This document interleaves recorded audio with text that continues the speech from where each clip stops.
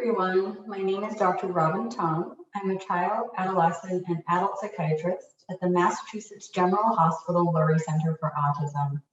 At the Lurie Center, I take care of kids and adults with autism, as well as other neurodevelopmental disorders, including, of course, Myhre syndrome.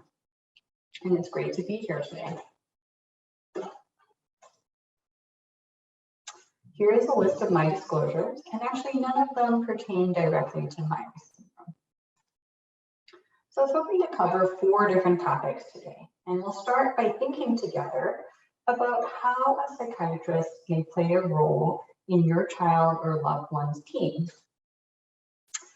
So when we think of psychiatry, I think many people have one of these 2 images pop up in their head. So we might think medications like antidepressants or stimulants or something like that. Or other people might have the second image, a picture of someone lying on the couch or doing psychotherapy. And of course, medications and psychotherapy are 2 very big parts of what we do.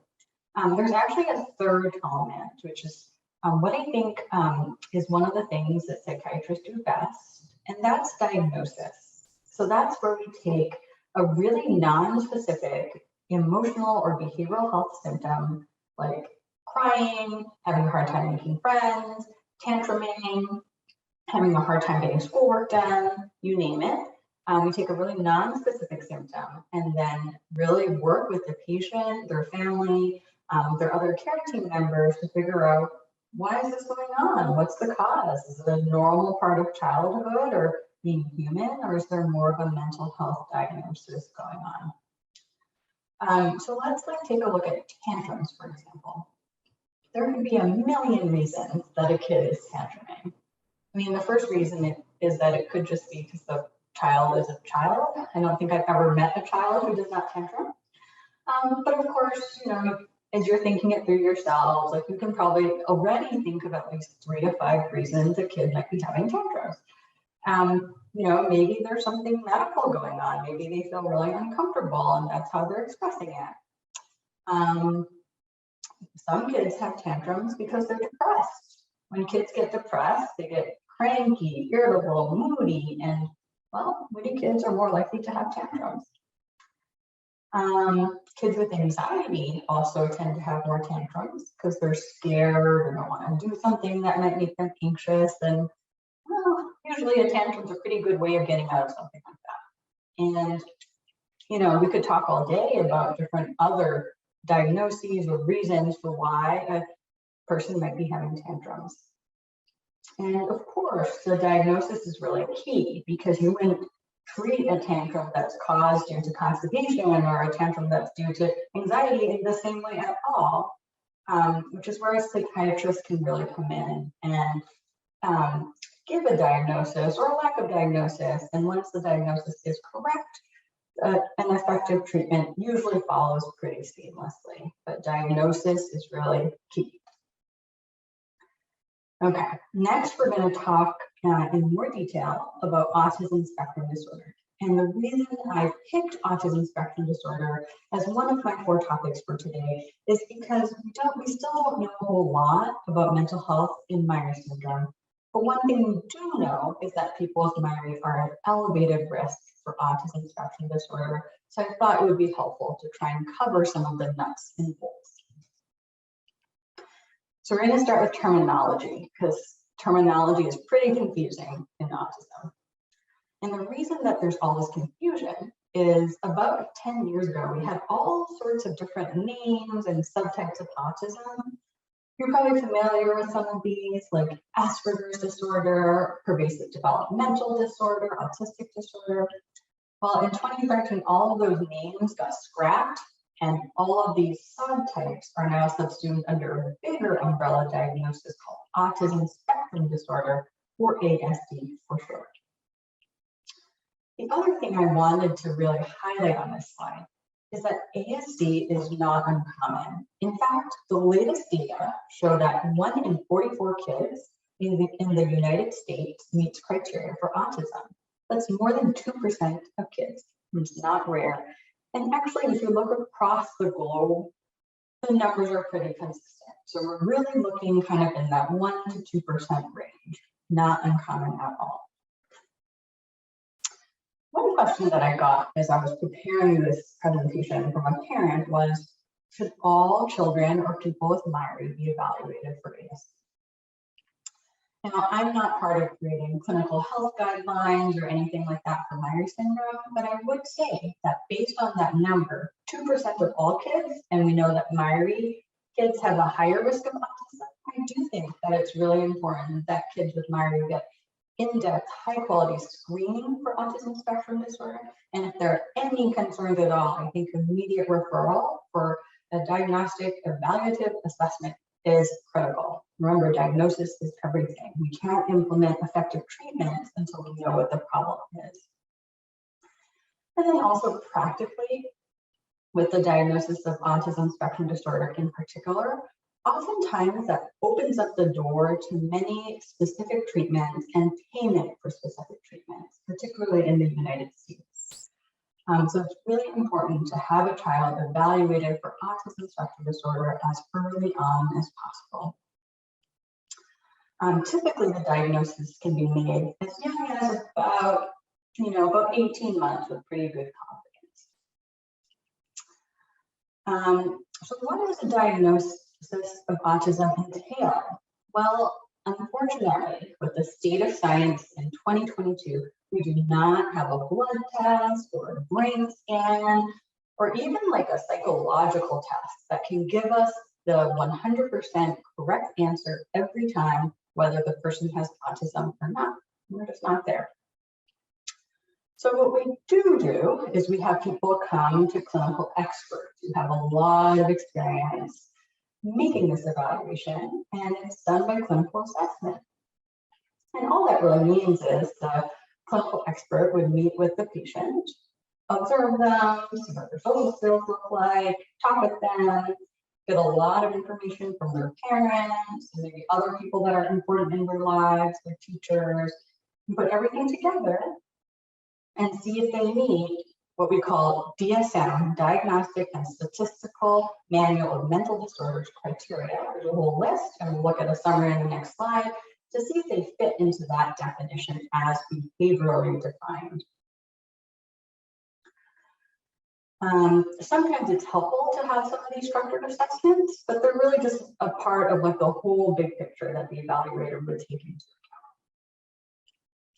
And oftentimes they're done like ADOS or ADI, they're done as part of a more comprehensive neuropsychological evaluation, where you're also, in addition to trying to make a diagnosis or load a diagnosis of autism, trying to learn more about the person's whole brain or cognitive profile, like trying to understand their intelligence level, their memory, their attention, and all these other different parts of the brain, or brain function rather. If there's concern for ASD, it's often really helpful to also have the person do a speech evaluation as well as a physical or occupational therapy evaluation, because while speech problems, fine motor problems, gross motor problems, they're not necessary, they're actually not part of ASD criteria. We'll look at them in a minute. So many people with ASD or ASD type symptoms do have struggles in these areas and can really benefit from these therapies, actually whether or not they meet full ASD criteria. We do not send everybody with ASD for a reflexive brain scan for EEG, looking for seizures or other brain problems. But certainly if there are focal neurological signs and there's concern that there may be something more going on in the brain, the doctor may also order those. There are different types of healthcare providers that can do the ASD evaluation. Typically, it's actually more about experience than specific training background, but the kind of specialties within medicine that often have training to do this include child and adolescent psychiatrists, developmental pediatricians, child neurologists, and then also some child psychologists have a lot of expertise in making this diagnosis of autism spectrum disorder. So you want to be meeting with someone with that type of background, training, and experience. So as promised, I put up a summary of the DSM-5 criteria for autism spectrum disorder here. We're not going to go through these 7 criteria line by line because that would be super boring, but some take-home points. So the first thing to remember is that there are 2 buckets of symptoms that everybody with autism has. The first bucket is some troubles with social communication and interaction, and the second bucket is these restricted, repetitive patterns of behavior. Now remember, ASD is a spectrum.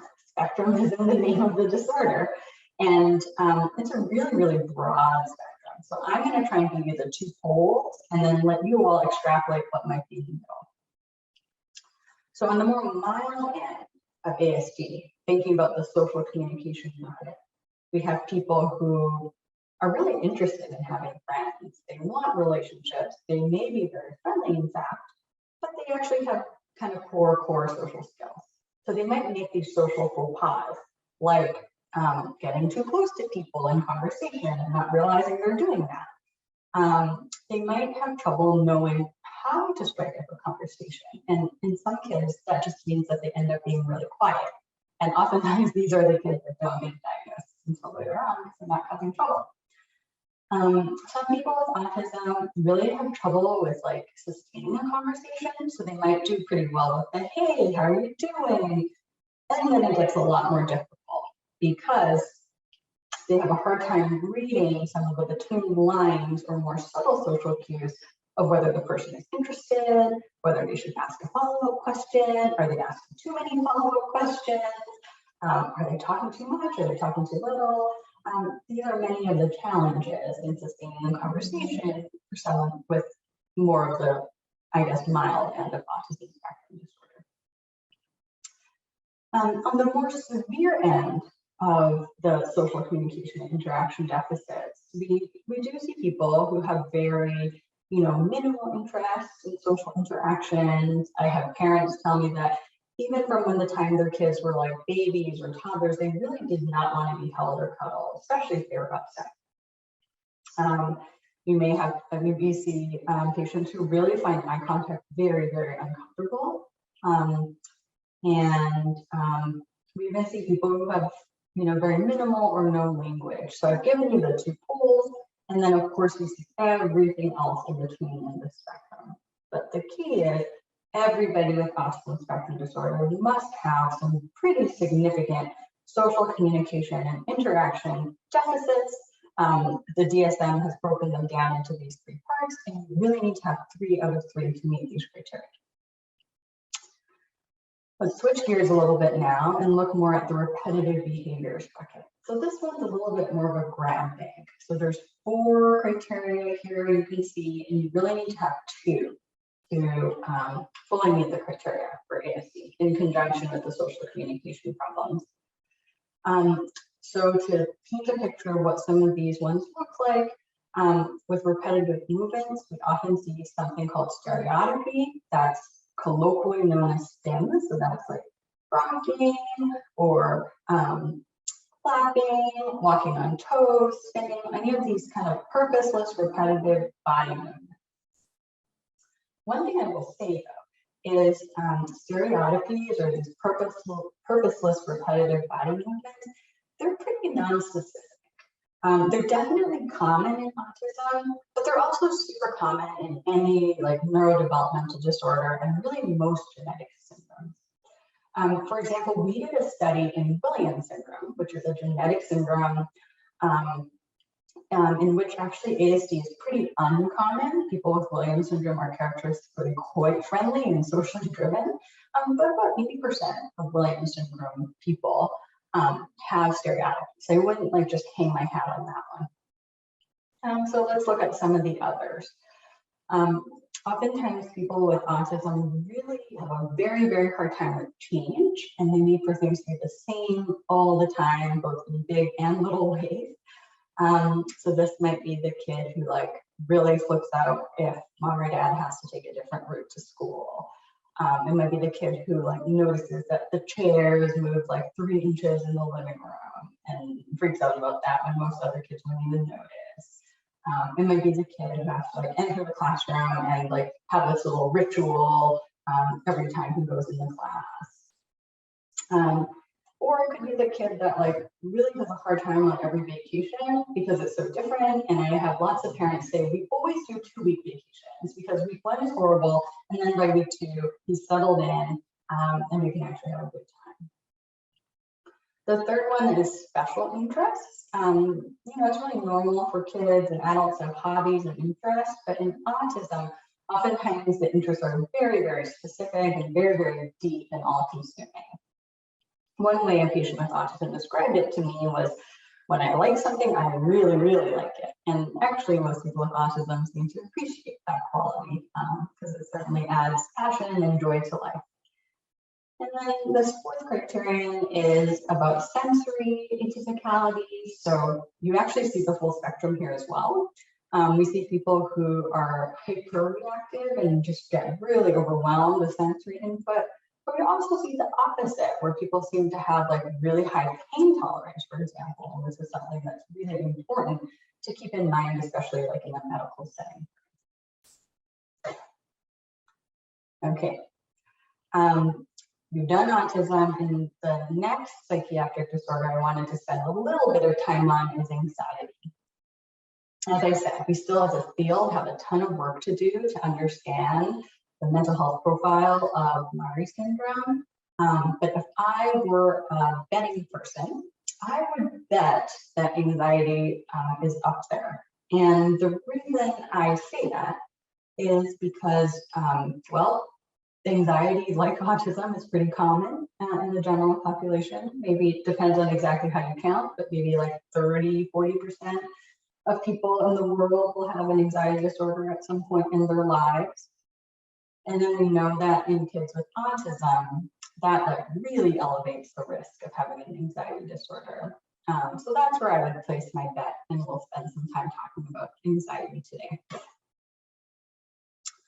Okay, so back to basics. What is anxiety? Well, it's just a feeling, right? So you can see all these faces here.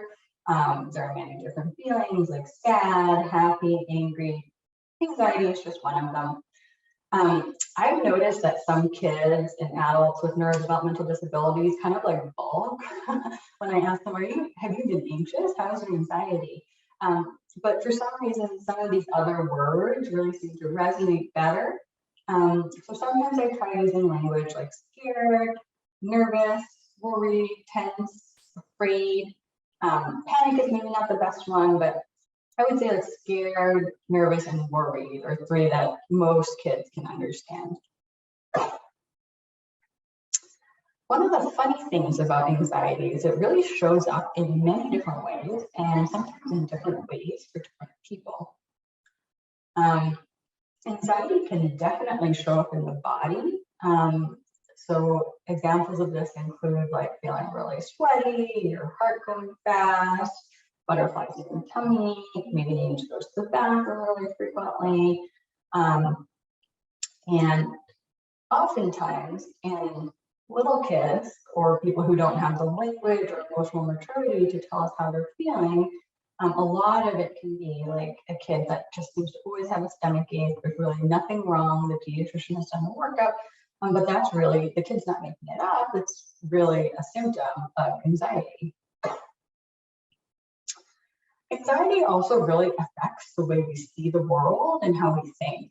So when we're anxious, we tend to kind of slip into like glass is half empty mode and kind of see things in a more kind of dangerous, bad light, where we think that bad things are like much more likely to happen than they probably realistically are, and that the consequences of something bad happening would be, were just like hugely magnified. So for example, like I get kids that are really anxious about waiting in line, and you might say, well, that's not so bad, but a really anxious kid has this thought that, well, if we have to wait in line, they might run out of the thing that I need, and I won't be able to get it. And odds are they won't run out. Like there's only 5 people ahead of you in line, and even if they didn't have it, like you could probably buy that thing tomorrow or at a different store, but like the consequences just seem really huge and dramatic because anxiety has really changed the way the person is thinking. So we've talked about physical symptoms of anxiety, changes in how we think and see the world, and then the third part is how we act or how we behave. Now, I think this is really the key one when working with people with autism and neurodevelopmental disorders, because these are the most visible ones. These are the ones that I can see in my office. I can give a checklist to the parents or teachers, and they can be like, oh, yep, my kid does this, this, this, and this. So oftentimes we as parents and providers really have to kind of lean in and help make the diagnosis when the patient in front of us can't just tell you like, oh yeah, I'm really scared of the dark, that's why I cry at night. So some things that I look for are picking. This is a huge one where people pick their fingers or their toes, and I've seen some pretty dramatic picking. I also see a lot of rubbing, like of thighs, for example, when the person's sitting down. Rocking, or actually any stereotypy for that matter, can get a lot worse and more dramatic. A lot of checking type behaviors, like pacing, like the person just can't settle down and relax. Asking a lot of questions, especially if you know the person knows the answer, but they just start asking again and again, really to get reassurance. That's a really good sign of anxiety. It's hard to really think of anything else that one could be. It's pretty specific. As we said earlier at the very beginning of my presentation, tantrums are really non-specific, but definitely we have to be thinking, like if we have a kid that has a lot of tantrums, like we really have to kind of prove to ourselves that they're not anxious before moving on to anything else.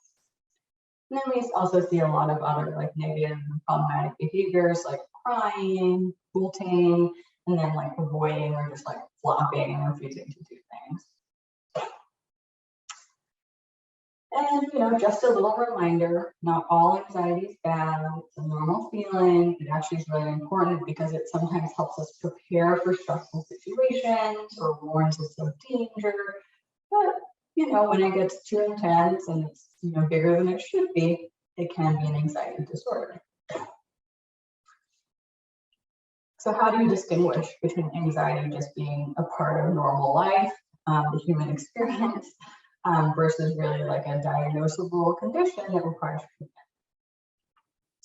Well, a question that I try and get many of my patients and families to reflect on when we're trying to tease this apart is this question: how would your life be different if you or your loved one were not so anxious? And if the person can immediately think of like 5 or 10 different things that would be different in their lives, then there's a pretty good chance that the person has an anxiety disorder and may want to do something about that and get some sort of treatment.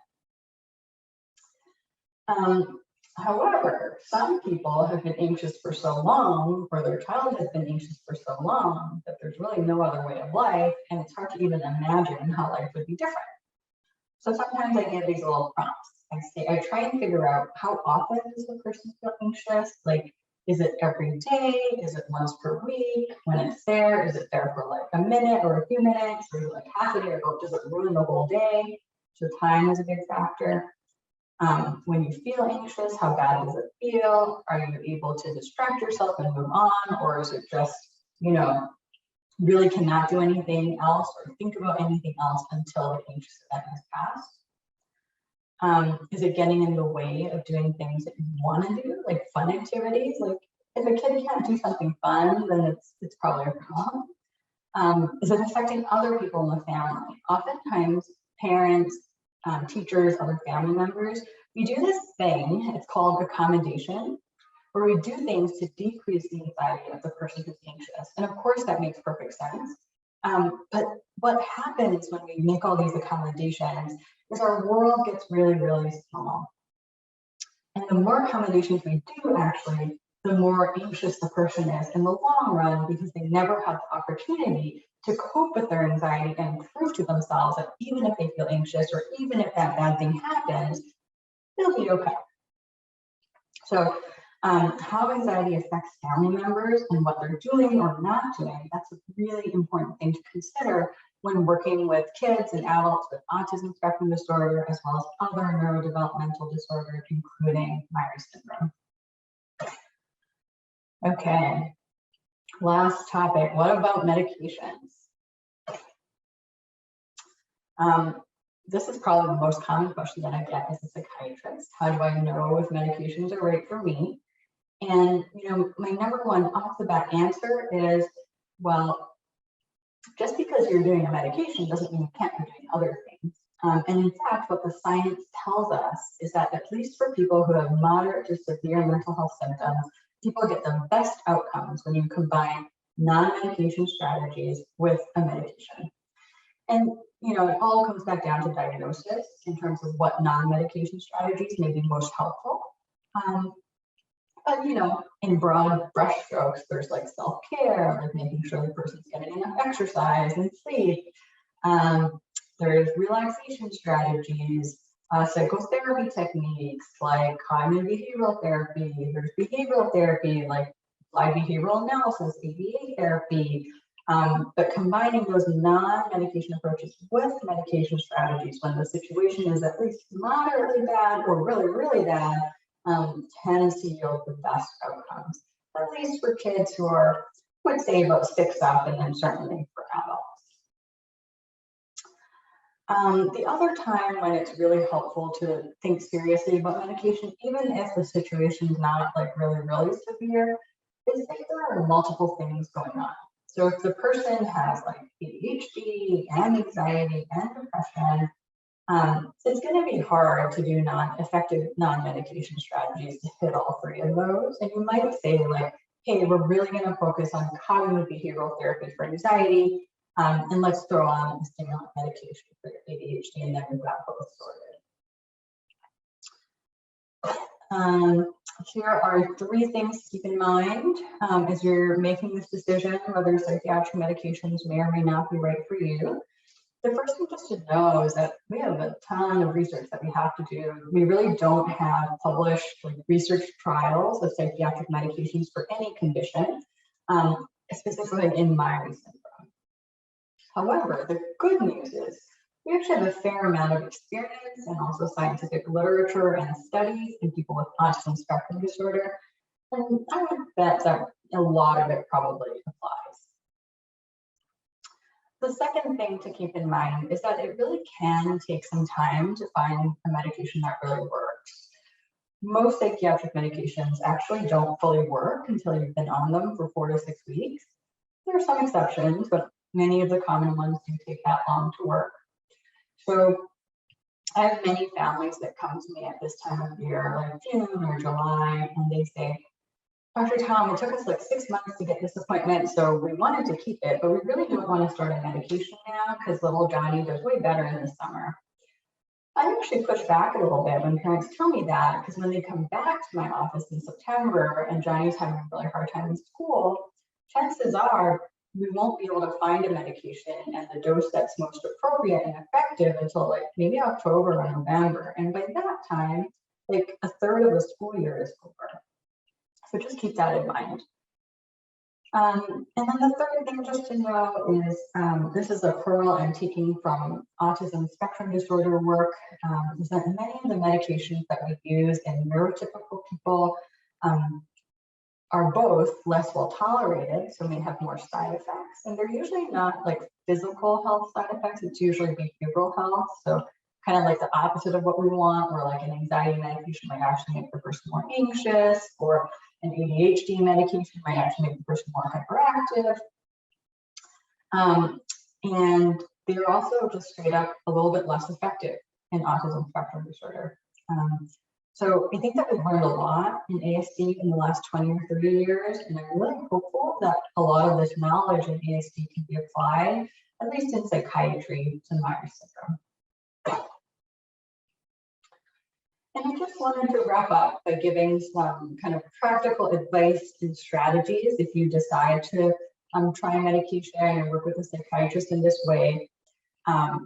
This book on the slide is a great resource. It's not about psych meds and kids with autism spectrum disorder or Myhre specifically, but I think a lot of the information there is really relevant and applies well. My first little tip is to really try your best to work with a psychiatrist who has experience with autism spectrum disorder populations.